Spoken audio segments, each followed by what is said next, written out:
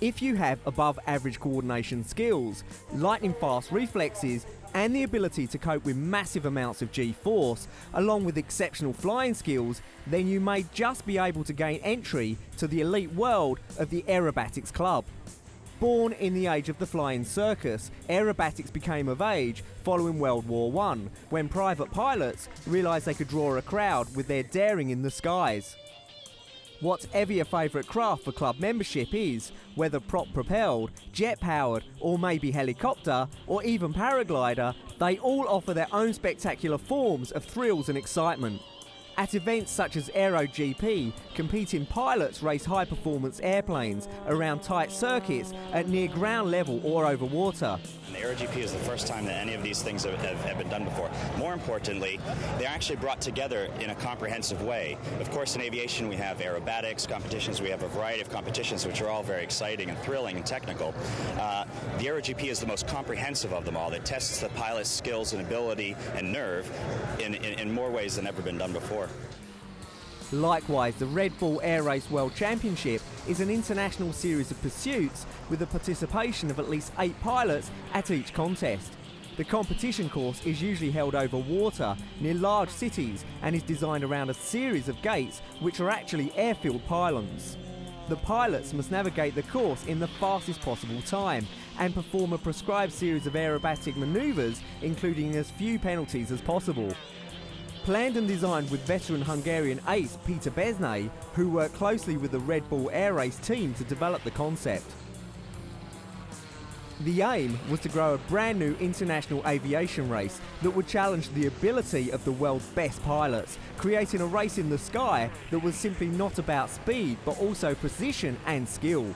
Before they can get a super license to compete, new pilots who wish to become members of this exclusive club must have recognised credentials from the FAI and have competed at international flying competitions. This is no place for an amateur. Low-level stunt flying in front of large crowds calls for top-level experience behind the stick. The wind today was very strong. It's very turbulent in the track and makes some of the corners very difficult. So you're trying to line it up to fly through these air gates, and it's anybody's guess out there. It's why you're seeing a lot of this quick maneuvering, because we're all second-guessing the flight path of the airplane due to the crosswind. We don't fly at the same time. If we were there barging each other out of the course, I would say it was rivalry. There's a fierce competition going on, and I want to go faster than Mike and vice versa, but all I've got to do is just try and fly as fast as I can each time I go out there. This extreme sport is so popular with G-force junkies that even Formula One aces queue up for a ride with Besnay. Last time I remember I had no idea where I was, because you went up and like...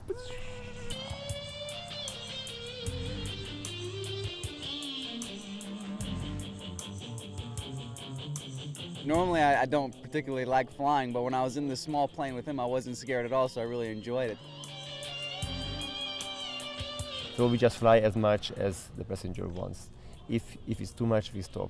So we always just go till the limit of the passenger. But I guess today the limit will be quite high.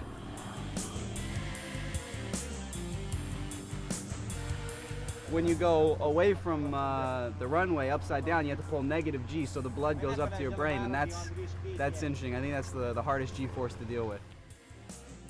Or, if hanging by a thread below a piece of cloth is your thing, then the aerial ballet that is aerobatic paragliding might just be the club for you. In self-composed flight programs, pilots pull out all their tricks, which are primarily evaluated for their choreography. The long list of stunts is impressive, with wingovers following spins, partial asymmetric closers and full stalls, the tumbling and the dot on the eye landing on the raft near the lakeshore.